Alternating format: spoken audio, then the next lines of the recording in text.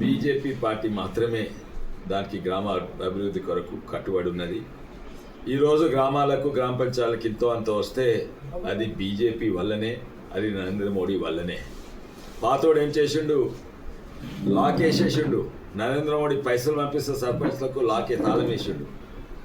మీరు అంతకుముందు డైరెక్ట్ కేసీఆర్కి పంపిస్తే ఆయన కాళేశ్వరంలో పెట్టిండు, అందుకే డైరెక్ట్ పంపిస్తే తాళం వేసేసిండు. తర్వాత సర్పంచ్లు జేబులో నుంచి ఖర్చు పెట్టిండ్రు, వాళ్ళు అప్పుల పాలైండ్రు. కొంతమంది సర్పంచ్లు వాచ్మెన్లే తిరిగి పనిచేస్తున్న వాళ్ళు పెట్టిండ్రు. కొత్త ప్రభుత్వం ఏం నయం అంటే అది బేకారే.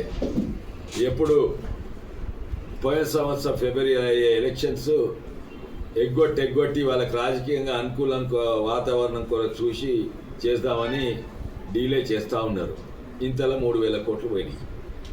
ఇప్పుడు ఏమీ పైసలు లేవు. అరే కనీసం ఎలక్షన్ పెడితే మోడీ 3,000 కోట్లు పంపిస్తారని ఇప్పుడు ఎలక్షన్ పెడుతుంది. 6 గ్యారెంటీలు పోయినాయి. అదంతా పక్కకు పెట్టండి.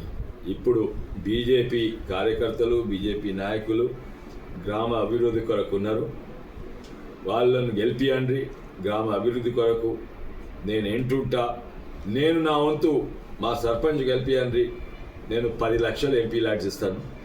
అదే కాక నేను బాత్రూమ్ క్లీనింగ్ ట్రక్ చేస్తా, రోడ్ల గుంతలు ప్యాచ్ వర్క్ ట్రక్ చేపిస్తున్నా. ఆ గుంతలు కూడా నేను చక్కగా చేపిస్తా. ఆ ట్రక్ కూడా తయారైంది. ఇంకా ఇక్కడ లేవేమో కొన్ని ఊర్లలో కోతుల బాధలు ఉన్నాయి. ఇప్పుడే నేను వికారాబాద్ జిల్లాలో కోతులు పట్టే ట్రక్లను చేసిన. కానీ అవన్నీ పక్కకు పెట్టండి. బీజేపీ కార్యకర్తలు కట్టుబడి ఉంటుంది గ్రామ అభివృద్ధి కొరకు. బీజేపీ క్యాండిడేట్లను, మేము సపోర్ట్ ఇచ్చే క్యాండిడేట్లను గెలిపియండి. తప్పనిసరి అభివృద్ధి అవుతుంది. ఈరోజు కూడా ఇంతో అంతో అవుతుందంటే మోడీ వల్లనే అవుతుంది.